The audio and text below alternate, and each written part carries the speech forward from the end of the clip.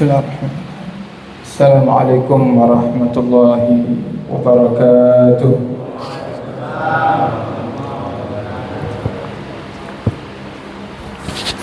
Alhamdulillah, wassalatu wassalamu ala Sayyidina Rasulillah, Sayyidina wa habibina wa syafi'ina wa qurrati a'yunina wa nuri qulubina maulana Muhammad,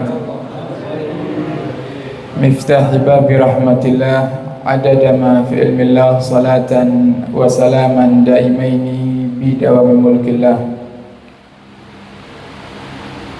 Subhanaka la ilma lana illa ma'allamtana innaka antal alimul hakim. Rabbi syrah li sadri wa yassir li amri wa hlul 'uqdatam min lisani yafqahu qawli bijahin nabi wa sahbi wal ali. Dusturukum ya ahlan darak, dusturukum ya ahlan naubah, dusturukum ya ahlan halli wal aqd, amma ba'd. Qala musannif rahimahullah wa nafa'ana bihi wa bi ulumihi fid dharain amin. In u'tiya syakar wa in muni'an sabar wa in zalama taba wastaghfar wa in dhulima afa wa ghafar yuhibbul khumula wal istitar. Alhamdulillah, kita bersyukur kepada Allah Subhanahu wa taala di bulan yang mulia, bulan Dzulhijjah. Kita diberikan oleh Allah Subhanahu wa taala kemudahan untuk bisa melanjutkan rutinitas kita setiap malam malam Kamis, malam Kamis Kliwon, dalam keadaan kita semuanya sehat walafiat. Nikmat yang besar dari Allah Subhanahu wa taala yang wajib untuk kaula panjenengan syukuri, dengan harapan semoga kita termasuk hamba-hambanya yang mendapatkan balasan sebab kita mensyukuri nikmat, dan Allah menambah segala nikmat yang ada saat ini dalam kehidupan kaula panjenengan sedaya, sehingga nikmat-nikmat itu terus membersamai kaula panjenengan hingga akhir hayat insyaallah, amin ya rabbal alamin. Melanjutkan kajian Bapak Ibu dalam kitab Risalah Adab Sulukil Murid karya Imam Haddad. Beliau menjelaskan tentang tanda-tanda orang yang akan mendapatkan ridha Allah Subhanahu wa taala, yang itu menjadi tujuan dari setiap ibadah kaula panjenengan sedaya. Kita sholat maghrib, menjalankan sholat 5 waktu, ada yang baca Al-Quran, tahajud, puasa, dan hadir di majelis semacam ini. Tiada lain tujuan kaula panjenengan adalah ingin mendapatkan titel dan gelar dari Allah, yaitu menjadi seorang hamba yang diridhai. Karena hanya hamba-hamba yang diridhai oleh Allah Subhanahu wa taala yang akan Allah golongkan menjadi ahli surganya. Yang tidak Allah ridhai berarti sebaliknya Allah murka kepadanya. Tidak mungkin Allah jadikan hambanya yang murka menghuni surga. Maka para hadirin, untuk mengetahui apakah kita termasuk hamba yang mendapatkan ridha Allah atau murka Allah, tentunya ada tanda-tanda yang harus kita pelajari. Di antara yang disebutkan oleh Ba'dul Arifin, sebagian kekasih-kekasih Allah Subhanahu wa taala, para ulama-ulama yang amilin, mereka mengatakan di antara ciri orang yang akan mendapatkan ridha Allah itu in u'tiya syakar wa in muni'a sabar. Jika diberi nikmat oleh Allah, dia akan bersyukur. Itu ciri orang yang akan mendapatkan ridha Allah. Baik itu nikmat yang kecil, apalagi nikmat yang besar. Sehingga mereka melihat apa yang mereka dapatkan bukan dari banyak atau sedikitnya, tapi mereka melihat itu sebagai pemberian Allah Subhanahu wa taala, sehingga menjadikan mereka akhirnya bersyukur atas nikmat yang telah Allah berikan kepadanya. Dan Allah sangat suka dengan hamba-hambanya yang ahli bersyukur, sehingga sampai dalam urusan yang terkecil sekalipun para hadirin di dalam agama Islam ini, jika kaulah panjenengan syukuri nikmat yang Allah berikan kepada kita, itu Allah akan berikan kepada kaulah panjenengan sedaya pahala yang besar, sebagaimana yang Nabi katakan di dalam hadisnya, at-taimu syakir bimanzilati saimi sabir. Kata Nabi, at-taimu syakir, orang yang setelah makan dia bersyukur kepada Allah. Setelah makan itu kan kegiatan sehari-hari kita, dan tidak harus makan yang berat. Kita makan sesuatu yang ringan pun kalau kita syukuri, kata Nabi Muhammad, bimanzilatis sa'imis sabir, maka derajatnya di sisi Allah itu sama seperti orang yang berpuasa dan dia bisa bersabar. Artinya orang yang puasanya itu sempurna. Nah, ini bahas makanannya keluar. Nah, itu dengan syukuri itu, walaupun sedikit mungkin tidak mengenyangkan bagi panjenengan, jenengan syukuri, jenengan pulang dari sini dapat pahala orang yang berpuasa sempurna.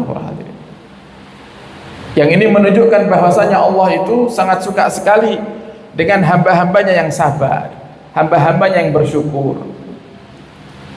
Sebaliknya ada orang itu kalau diberikan nikmat oleh Allah Subhanahu wa taala, mereka melihat jumlahnya. Kalau nikmatnya kecil, mereka bukan bersyukur, malah sambat kadang.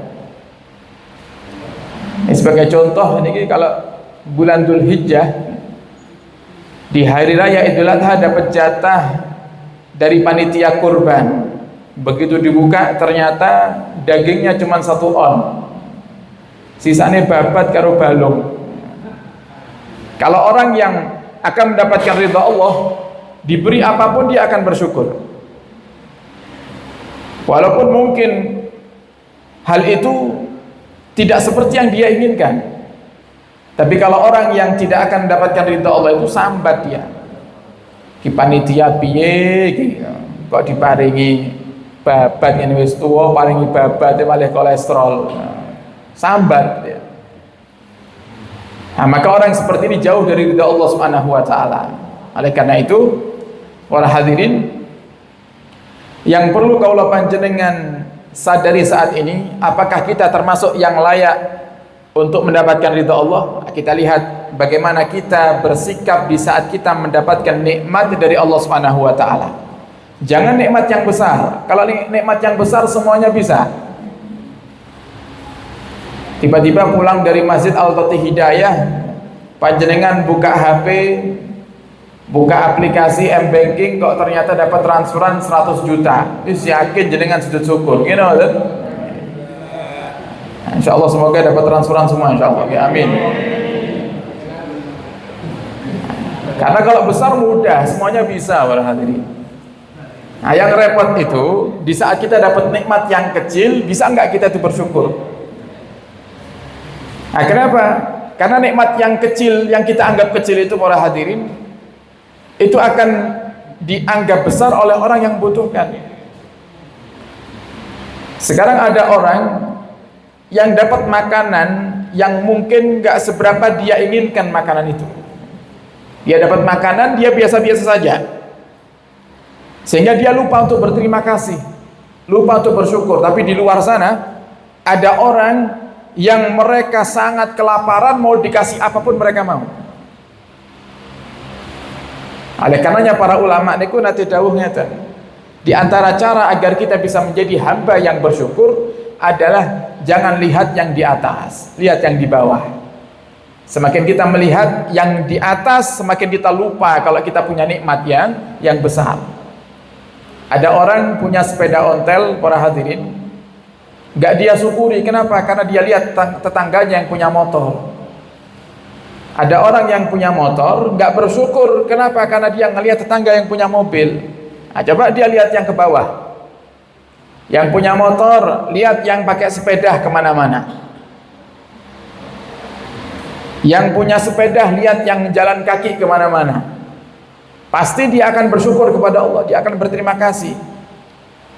Dan di atas semua nikmat yang kaulah panjenengan miliki dan ada dalam kehidupan kita saat ini para hadirin, ada nikmat-nikmat yang besar yang bisa mengalahkan itu semuanya.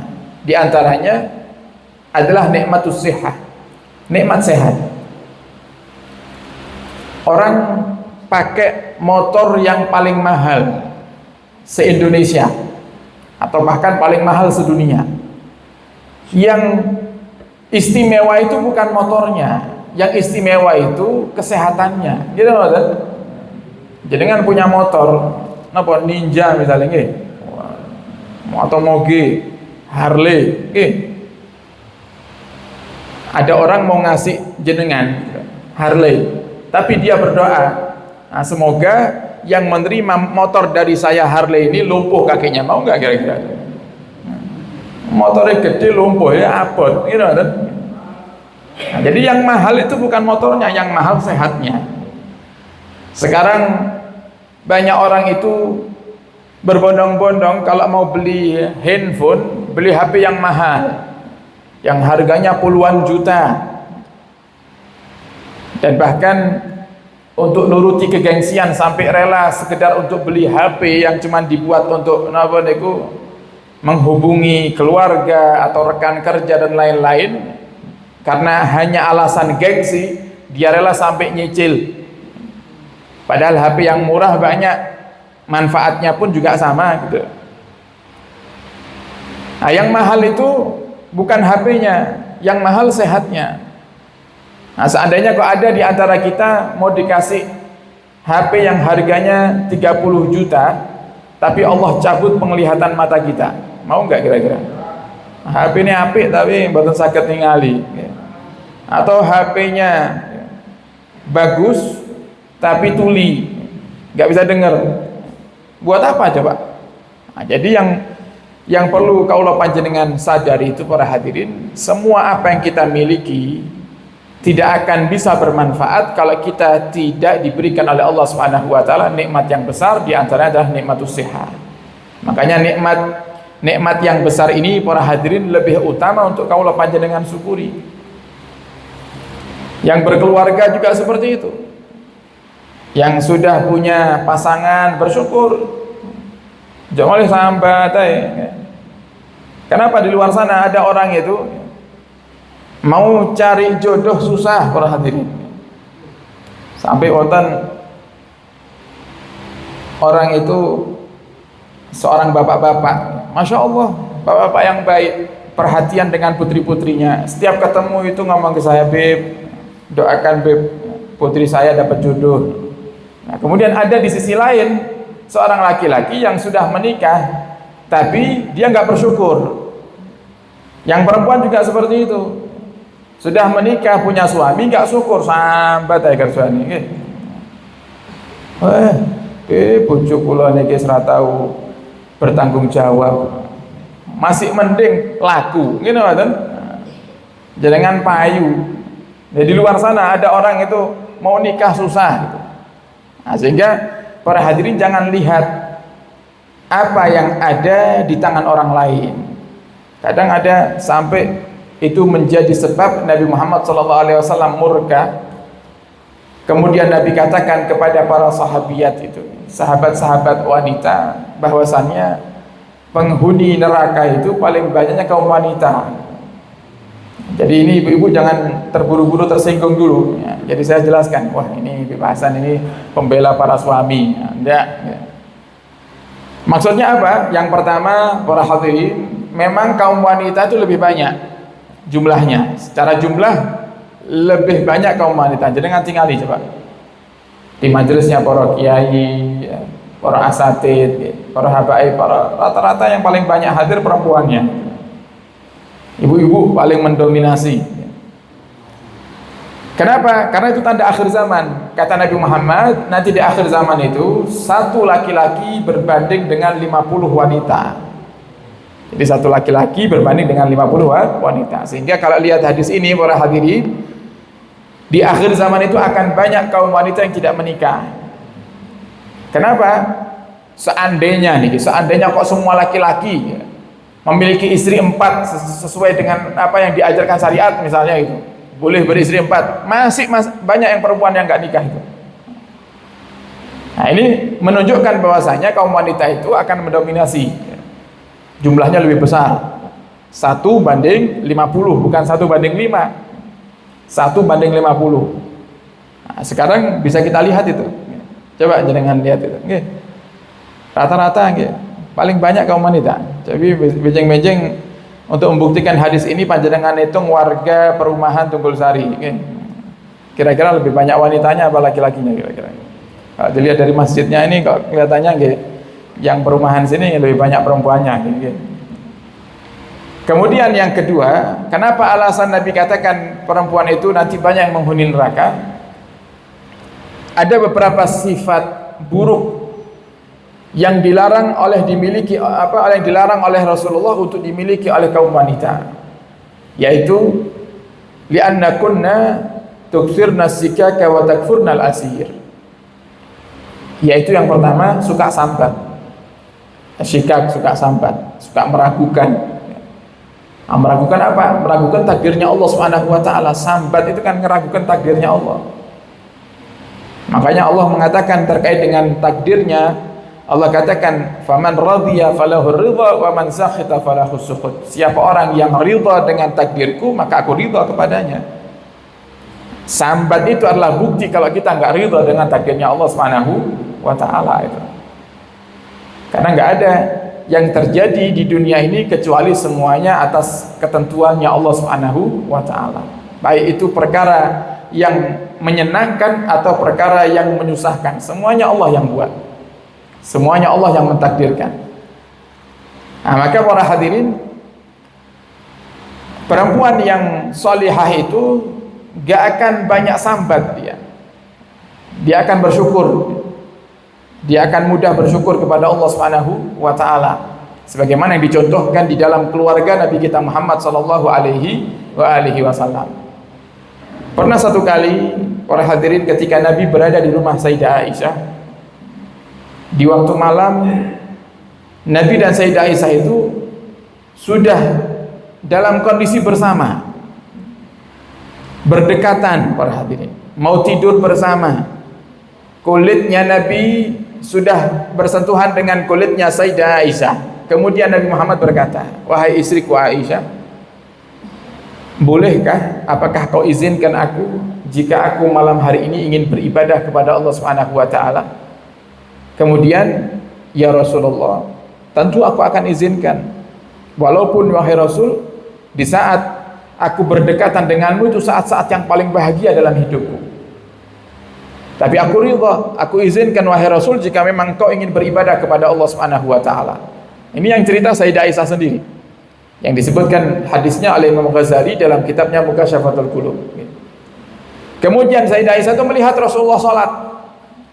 Ketika berdiri membaca Fatihah dan baca surat daripada Al-Quran, Nabi Muhammad nangis. Ketika rukuk nangis, ketika sujud nangis, dan terus seperti itu sampai terdengar suara Bilal bin Abi Rabah atau Bilal bin Rabah mengumandangkan azan. Jadi mulai malam sampai subuh para hadirin, Rasul itu nangis terus. Nah, kemudian dalam riwayat lain ditambahkan bahwasanya sampai Nabi itu kakinya bengkak saking lamanya salatnya Nabi kita Muhammad sallallahu alaihi wasallam.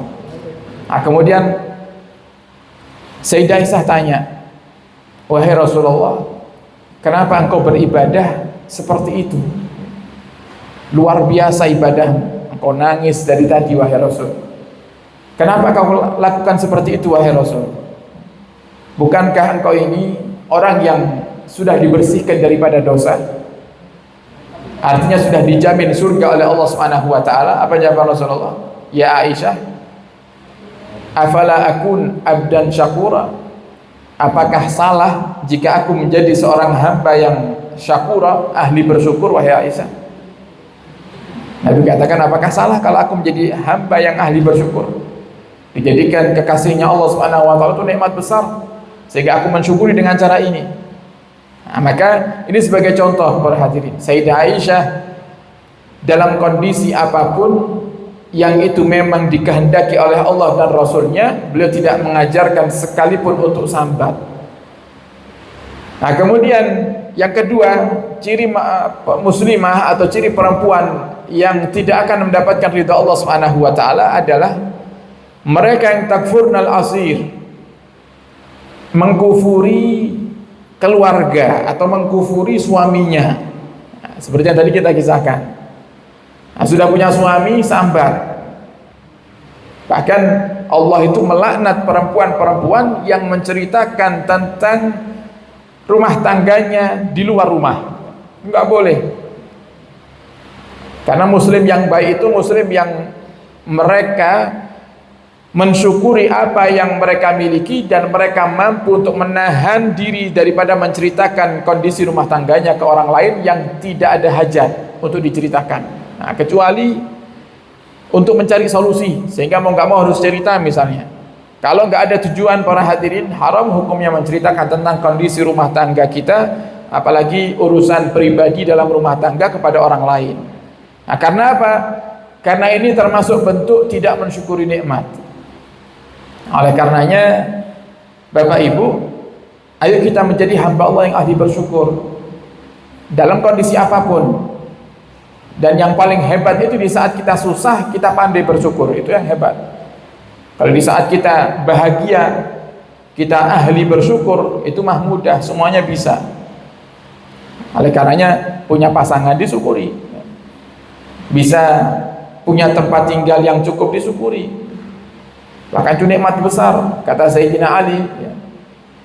Tanda bahagia itu diantaranya adalah mereka yang bisa mendapatkan rizkinya dari Allah di tempat mereka tinggal.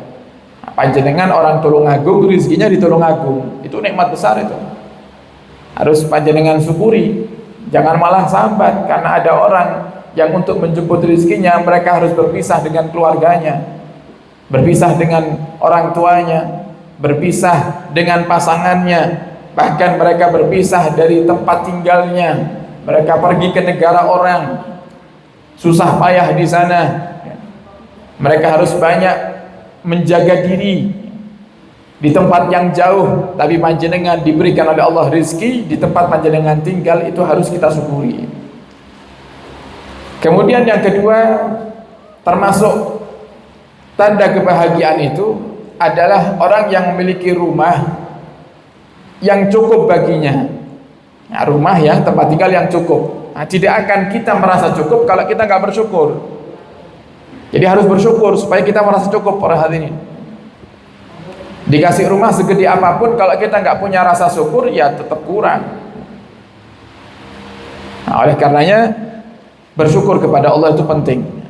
Jangan sampai kemudian kita lupa kalau kita ini, walaupun saat ini mungkin ada yang dapat musibah, sedang diuji oleh Allah Subhanahu wa taala. Jangan sampai musibah itu menjadikan kaulah panjenengan sambat dan kita lupa kalau di balik musibah itu ada nikmat lain yang begitu banyak dari Allah Subhanahu wa taala. Kalau musibah di dunia itu pasti, Bapak Ibu. Siapa yang enggak pernah diuji sama Allah Subhanahu wa taala? Enggak mungkin, mustahil. Ada manusia yang ditakdirkan hidup di dunia sama Allah enggak diuji, mustahil.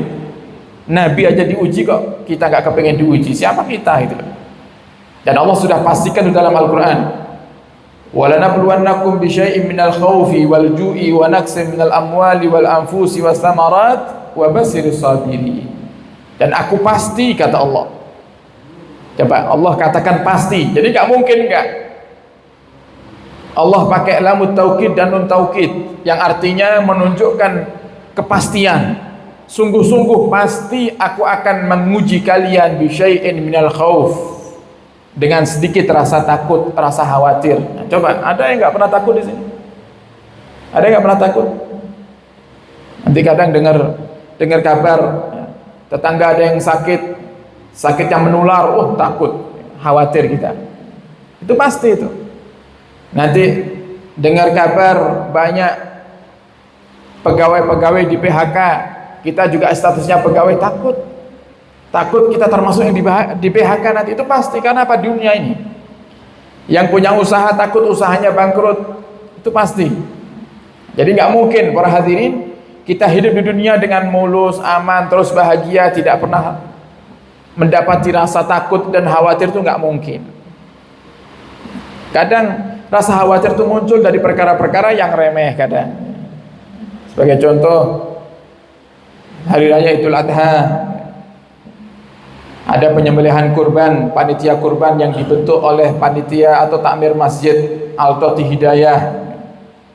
Allah munculkan di situ rasa khawatir di hati panjenengan.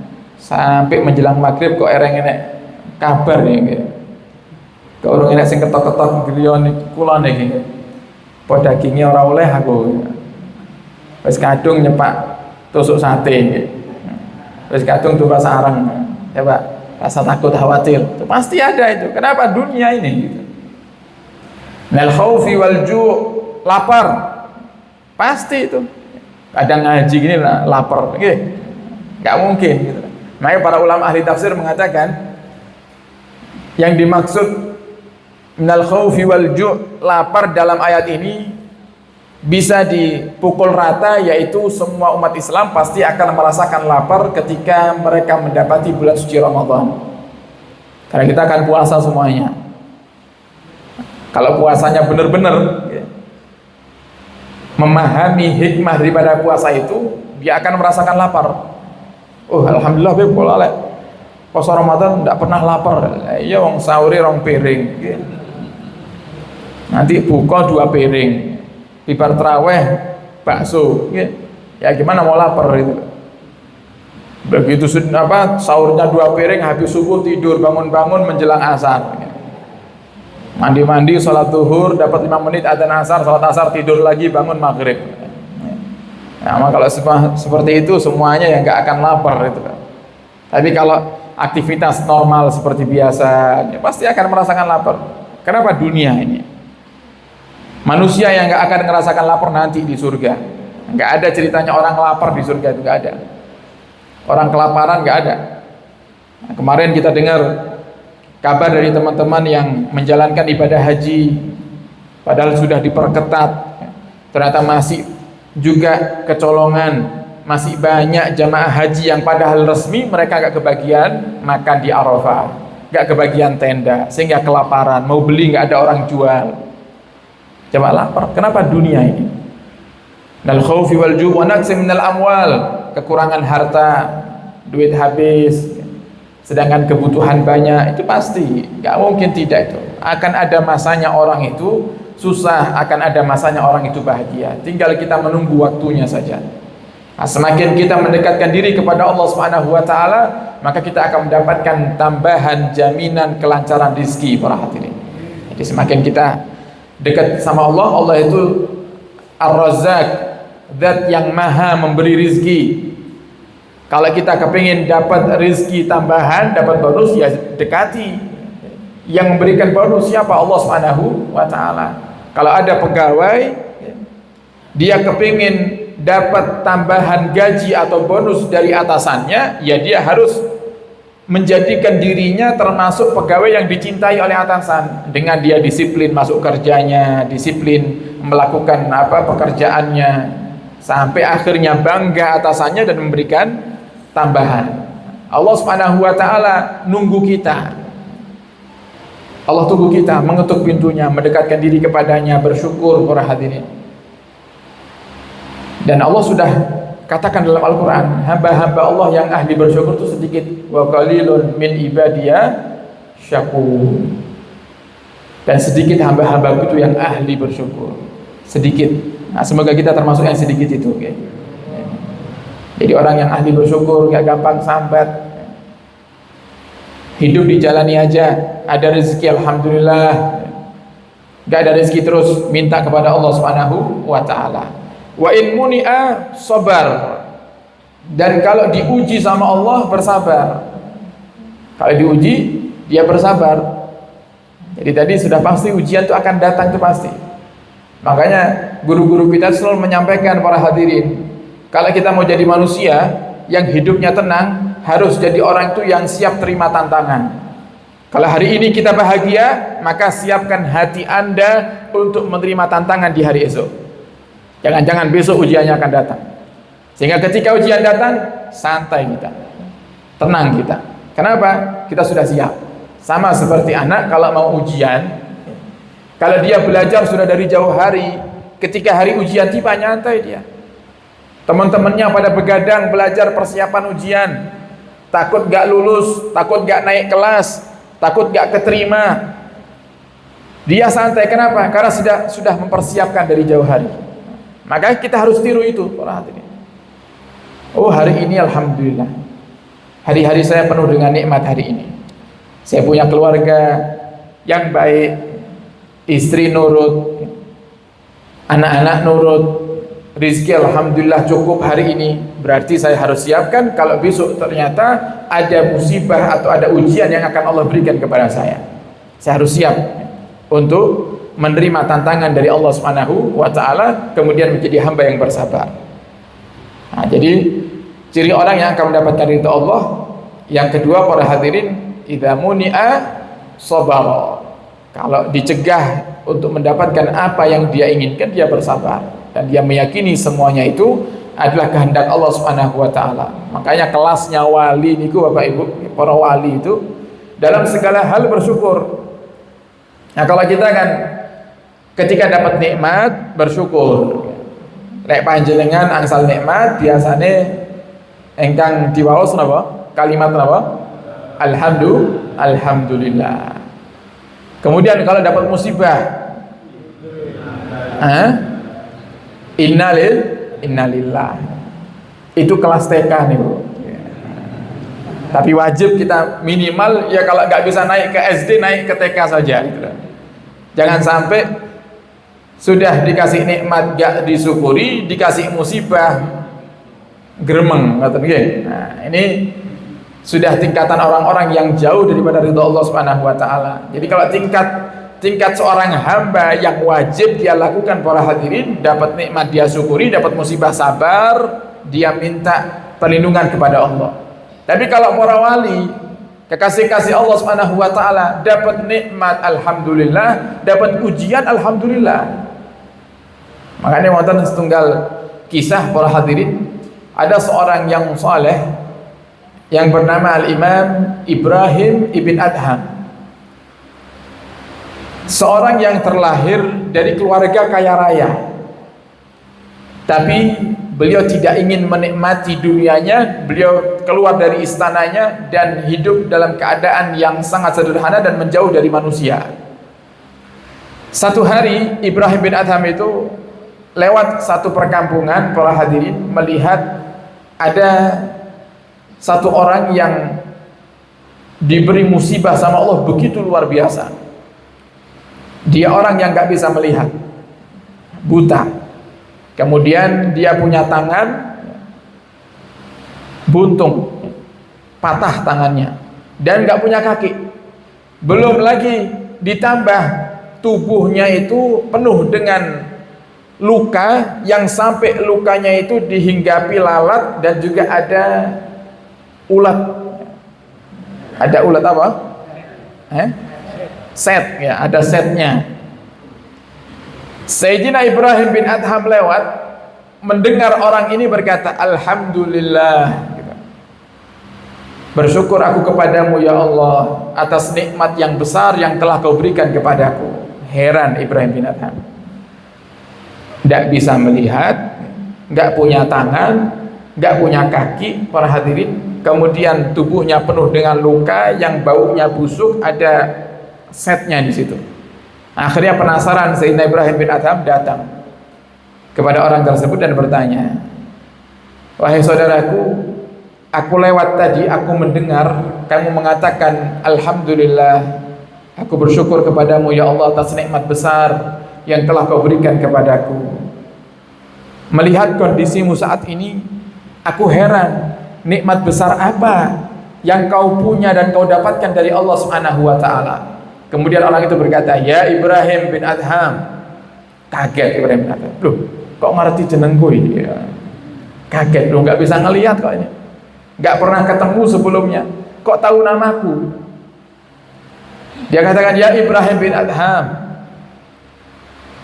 ada nikmat yang Allah berikan kepadaku yang lebih besar daripada apa yang aku rasakan saat ini. Allah berikan kepadaku nikmat lisan yang bisa berzikir dan hati yang bisa ingat Allah Subhanahu wa taala. Dan aku enggak butuh nikmat yang lainnya." Kata Ibrahim bin Adham, apa kata orang itu kepada Ibrahim bin Adham. Kemudian Sayyidina Ibrahim bin Adham mengatakan, "Dari mana kamu tahu saya?" Gitu. "Bagaimana bisa kau sebut nama saya sedangkan saya enggak pernah kenal denganmu dan kau tidak bisa melihat saya?" Gitu.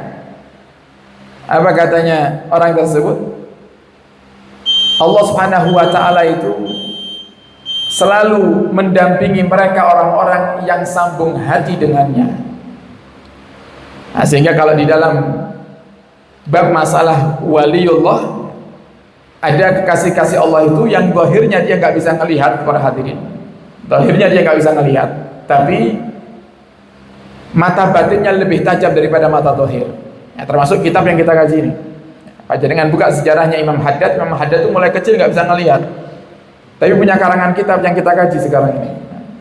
Kenapa? Karena mata batinnya lebih kuat daripada mata zahir. Siapa mereka? Orang-orang yang dekat dengan Allah Subhanahu wa taala. Jadi ini sebagai contoh, para hadirin. Jangan sampai kita menjadi orang itu yang mudah sambat. Jadi kalau sudah kelasnya wali, dikasih musibah itu bersyukur. Apalagi kelasnya Nabi. Musibah itu dianggap nikmat besar. Nabi Allah Ayub alaihi salam itu terkenal dengan nabi yang sabar.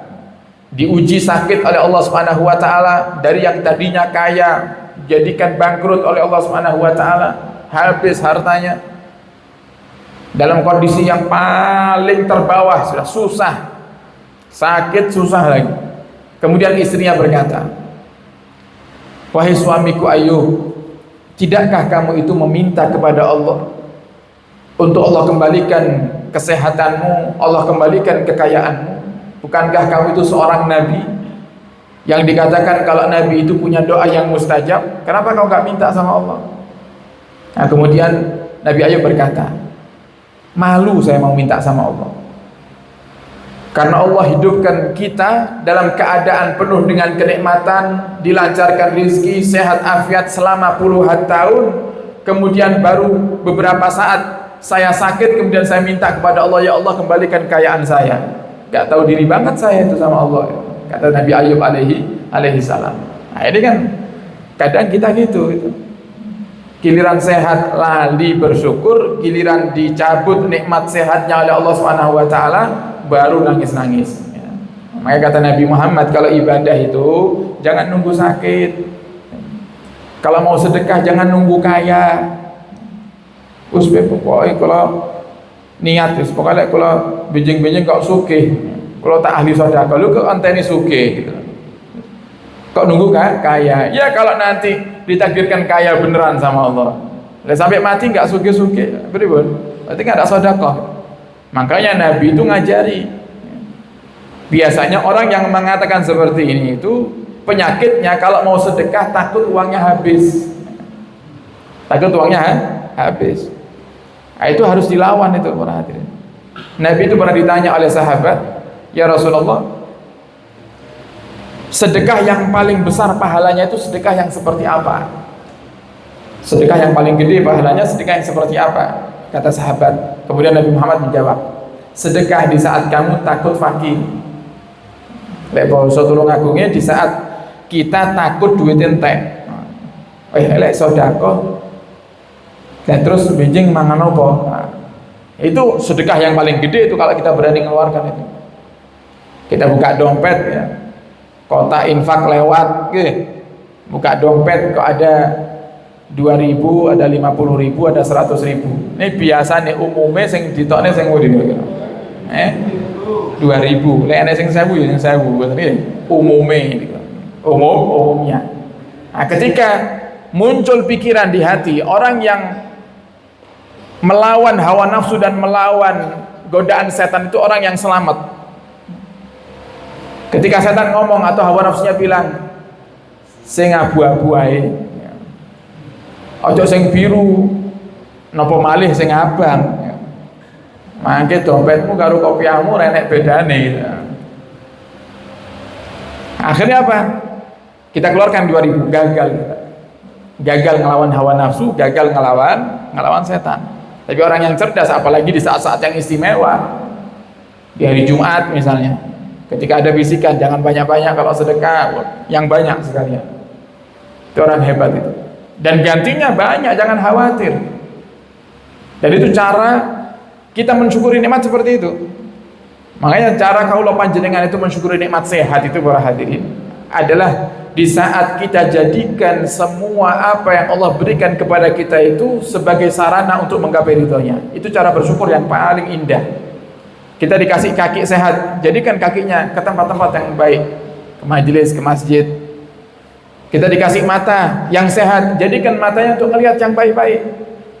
Kita dikasih lisan yang sehat, kita punya suara bisa keluar dengan baik, jadikan suara kita untuk baca Al-Quran yang kiranya untuk melakukan sesuatu yang akan Allah ridhai. Allah bangga melihat kita, maka Allah pasti akan jadikan hidup kita hidup yang bahagia. Hidup kita hidup yang tenang, bukan hanya di dunia tapi nanti sampai di akhirat. Maka semoga Allah jadikan kita semuanya hamba-hamba yang ahli bersyukur dan hamba yang sabar di saat diberi ujian oleh Allah Subhanahu wa taala. Amin ya rabbal alamin. Wallahu a'lam bishawab. Sebelum kita tutup dengan doa para hadirin, ini karena kita ketemunya sebulan sekali, jadi nanti kita ketemu lagi Muharram berarti, dan itu kemungkinan besar setelah Asyura. Gimana? Kalau dihitung-hitung kan 35 hari lagi dah. Berarti kita ketemu setelah Asyura. Nah ini eman-eman. Ini wonten satu amalan yang istimewa untuk diamalkan nanti di hari Asyura. Di hari Asyura, amalan dari Rasulullah. Sebagian mengatakan ini adalah amalan dari Rasulullah, sebagian mengatakan ini adalah amalan dari Sayyidina Abi Sa'id Al-Khudri. Beliau mengatakan, man wasa ala iyalihi yawma Asyura wa sya'allahu alaihi fi sanatihi kulliha. Siapa orang yang memberikan kemudahan rizki bagi keluarganya, atau dalam arti siapa orang yang menggembirakan keluarganya di hari Asyura, melapangkan rizki keluarganya di hari Asyura, dalam arti menambahkan hadiah ya. Kalau biasanya dijatah hariannya sekian, ini ditambahi di hari Asyura, maka Allah akan perlancar rizkinya selama setahun penuh sampai ketemu Asyura yang akan datang. Nah, jadi ini amalan mujarab. Al-Imam Sufyan Ibnu Uyainah, Imam Sufyan Ibnu Uyainah ini termasuk salah satu gurunya Imam Syafi'i, imam madhab kita. Beliau mengatakan, jarabna bihadal amal, atau jarabna bihadal hadis. Aku telah mengamalkan hadis ini selama puluhan tahun dan aku dapati semuanya mujarab.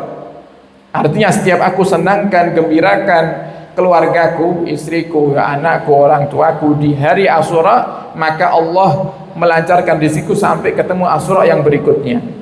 Monggo saged diamalkan para hadirin, siap-siap mumpung masih jauh-jauh hari ini. Yang para suami nabung, nabung. Mulai hari ini nabung. Nanti kalau dapat gajian sisihkan sedikit-sedikit untuk nyenangkan istrinya. Orang tua nyenangkan anaknya, anak nyenangkan orang tuanya. Kakak nyenangkan adiknya, adik nyenangkan kakaknya. Pokoknya nyenangkan keluarga di hari Asyura nanti ya. Karena sebentar lagi kita akan masuki tahun baru Hijriah, tahun baru yang tahun baru umat Islam para hadirin, dan masuk bulan Muharram kita akan dapati hari yang istimewa yaitu hari Asyura. Dan disunahkan juga berpuasa. Sunnah puasanya di tanggal 9 dan 10 Tasu'a dan Asyura. Kalau nggak bisa Tasu'a, maka Asyura dan hari setelahnya, tanggal 10 dan tanggal 11. Kalau bisa jangan puasa cuma satu hari, jangan cuma Asyura saja, eman para hadirin, eman. Tidak sempurna kesunahan yang kita dapatkan, karena Nabi sangat tidak suka umat Islam itu menyamai orang kafir, orang Yahudi, nggak suka. Nabi nggak suka kalau umat Islam menyamai orang Yahudi. Nah, di tanggal 10 Muharram itu orang Yahudi juga puasa. Orang Yahudi itu juga berpuasa. Nah, jadi supaya berbeda dengan orang Yahudi, walaupun orang Yahudi sendiri puasanya nggak seperti umat Islam, nggak mulai subuh sampai maghrib gitu, enggak. Nah, cuman karena orang Yahudi juga berpuasa di hari Asyura, Nabi Muhammad menganjurkan kita untuk berpuasa di hari sebelumnya dan hari setelahnya. Jadi Tasu'a, Asyura atau Asyura dan hari ke-11. Nah, jadi jangan puasanya satu hari eman-eman. Dan siapa yang menjalankan puasa Asyura, dia akan mendapatkan ampunan dosa selama satu tahun. Nah, monggo para hadirin jangan lupa untuk mengamalkan hadis tadi riwayat Abi Sa'id Al-Khudri, mempermudah urusan rezeki keluarga atau memberikan hadiah, berbagi hadiah dengan keluarga di hari Asyura atau orang-orang yang panjenengan cintai. Kemudian dilanjut dengan jangan lupa dibarengi dengan berpuasa, puasa Tasu'a dan Asyuranya. Nah, kemudian juga insya Allah biasanya tiap tahun kita akan mengadakan acara buka bersama di hari Asyura di Aula Al-Bahjah. Cuman belum musyawarah, nanti dikabarkan lagi insya Allah. Kalau di sini tidak ada buka bersama Asyura, monggo kalau hadir ke sana. Kalau di sini ada ya di sini diramaikan. Insya Allah semoga kita ditakdirkan bisa panjang umur, ketemu dengan bulan Muharram yang akan datang dalam keadaan sehat walafiat insya Allah. Amin ya rabbal alamin. Wallahu a'lam bishawab. Mari kita sama-sama tutup majelis kita di malam hari dengan kita berdoa. Bismillahirrahmanirrahim. Alhamdulillahirabbil alamin. Allahumma shalli wa sallim ala sayyidina Muhammadin wa ala alihi wa sahbihi ajma'in. Allahumma ighfir lana warhamna warḍa 'anna wa taqabbal minna wa adkhilna al-jannata wa najjina minan nar.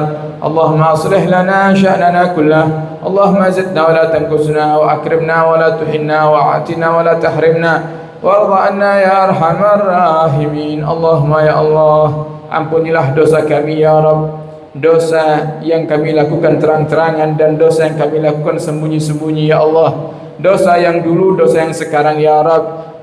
Ampunilah kami, hapus segala kesalahan kami dan terima taubat kami ya Allah, dan jadikan taubat kami taubatan nasuha. Jadikan taubat kami taubatan nasuha ya Allah. Bukakan pintu taubat untuk kami dan berikan kemudahan kami untuk menjadi hamba-hambamu yang tawabin, hamba-hambamu yang ahli taubat ya Rabb. Kami menyadari ya Allah, kami sering berbuat maksiat, kami sering ya Allah melupakanmu ya Rabb, kami sering ya Allah lalai darimu ya Allah. Dan kami mohon di majlis yang mulia ini berikan hidayah kepada kami, sehingga di hari-hari yang akan datang di sisa umur kami menjadi hamba-hambamu yang ahli taat, yang kau jauhkan dari segala maksiat. Dan ampuni dosa kedua orang tua kami ya Allah, baik yang telah mendahului kami ataupun mereka orang tua kami yang masih kau berikan umur yang panjang ya Rabb. Ya Allah, orang tua kami yang telah mendahului kami, jika di masa hidupnya dahulu mereka pernah meninggalkan salat, mereka pernah bermaksiat, mereka pernah meninggalkan ketaatan kepadamu ya Rabb, maka mohon di majlis yang mulia ini ampunilah dosa kedua orang tua kami ya Rabb. Jangan kau siksa mereka dalam kuburnya ya Allah, dan jadikan kubur mereka taman daripada taman surgamu, dan selalu dekatkan mereka ya Allah dengan nikmat-nikmat kubur, jauhkan mereka dari siksa kubur. Dan orang tua kami yang masih hidup panjangkan umurnya ya Allah, lancarkan rizkinya, kabulkan hajatnya, sembuhkan penyakitnya, dan selesaikan semua masalahnya dan permudah segala urusannya ya Allah. Dan jadikan kami anak-anak yang berbakti kepada kedua orang tua kami. Dan jika di masa lalu kami ya Rabb ternyata kami termasuk anak-anak yang durhaka, pernah membentak mereka, berkata kasar kepada mereka, menyakiti hati mereka, menjadikan mereka menangis karena tingkah laku kami, maka ya Rabb di majlis yang mulia ini ampuni kami ya Allah. Jadikan kami anak yang berbakti kepada kedua orang tua kami ya Allah, dan jadikan orang tua kami bangga dengan amaliyah kami di malam hari ini ya Allah. Dan berikan pahala duduknya kami yang kau berikan kepada kami juga kau berikan kepada mereka orang tua kami ya Allah. Dan ya Allah, kami para suami yang datang ke majlis ini, jika kau dapati ada di antara kami suami-suami yang zalim, maka berikan hidayah kepada kami ya Allah. Jika ada di antara kami yang sering berkata kasar kepada pasangan kami, maka maafkan kami ya Rabb. Berikan hidayah kepada kami. Dan di majlis ini ya Allah, jika ada para istri yang mereka tidak taat kepada suaminya, atau mereka ya Allah yang istri-istrinya tidak taat kepada para suaminya, maka ya Rabb berikan hidayah kepada mereka, bukakan hati mereka ya Allah, dan jadikan istri kami istri yang salihah, istri yang taat kepadamu ya Rabb, dan taat kepada kasihmu Nabi Muhammad, dan taat kepada kami. Dan ya Allah, kami yang zalim kepada pasangan kami mohon maaf ya Allah, kami mohon ampunanmu ya Allah, dan jadikan kami suami yang baik, menjadi tauladan yang baik, menjadi contoh yang baik untuk istri dan anak-anak kami. Dan ya Rabb, berikan kemudahan untuk kami bisa membimbing keluarga kami menjadi keluarga yang sakinah, mawaddah warahmah. Pandang keluarga kami dengan pandangan rahmat-Mu ya Allah, pandang keluarga kami dengan pandangan ampunan-Mu ya Allah, dengan pandangan hidayah-Mu ya Allah. Jangan pandang keluarga kami dengan pandangan murka dan pandangan ya Allah menjauhkan diri daripada rahmat-Mu ya Rabb. Maka ya Allah, jadikan kami hamba-Mu yang Kau jauhkan daripada laknat-Mu ya Allah. Dan ya Rabb, kami mohon di majlis yang mulia ini, kami mohon berikan kepada kami kesempatan ya Rabb untuk bertobat dengan sungguh-sungguh dan menjadi hamba yang baik. Jadikan kami hamba yang ahli Quran, hamba yang ahli tahajud, hamba yang ahli bersyukur, hamba yang ahli bersabar. Dan jika ada nikmat-nikmat yang lupa kami syukuri ya Allah, maka jangan cabut nikmat itu ya Rabb. Jadikan nikmat yang saat ini ada dalam diri kami dan kehidupan kami, jadikan nikmat-nikmat itu ya Rabb, nikmat yang selalu mendampingi kami hingga akhir hayat kami. Dan tambah segala nikmat yang telah Kau berikan kepada kami. Sungguh kami ya Allah ingin menjadi hamba-hamba-Mu yang ahli bersyukur. Dan kami mohon di majlis yang mulia ini ya Rabb, ada yang datang ke tempat ini membawa segala macam hajat kepadamu ya Allah, berharap Engkau kabulkan hajat kami dan mereka semuanya. Maka kami mohon ya Allah, ikdi hajatina,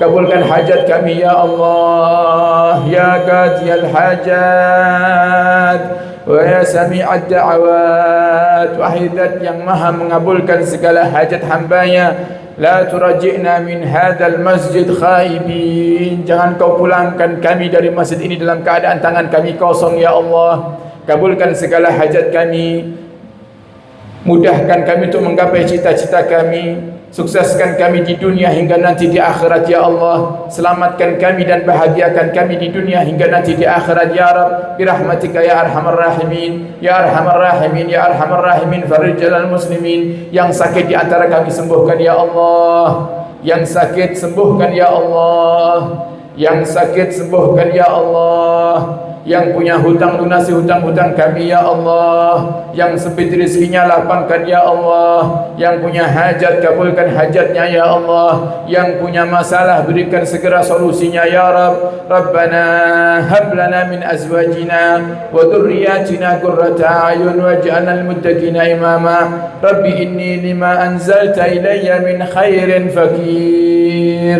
Rabbi inni lima anzalta ilayya min khairin fakir, Rabbi inni lima anzalta ilayya min khairin fakir. Rabbana zalamna anfusana wa in lam taghfir lana wa tarhamna lanakunanna minal khasirin. Rabbana atina fid dunya hasanah wa fil akhirati hasanah وقنا عذاب النار.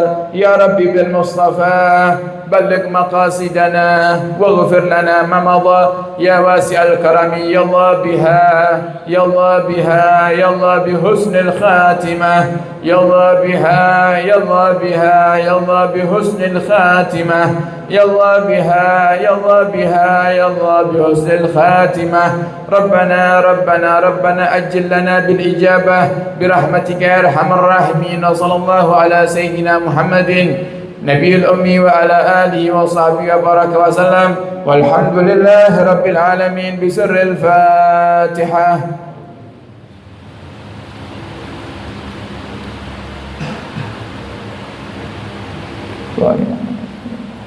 Alhamdulillah Rabbil Alamin.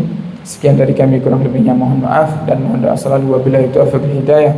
Assalamualaikum warahmatullahi wabarakatuh.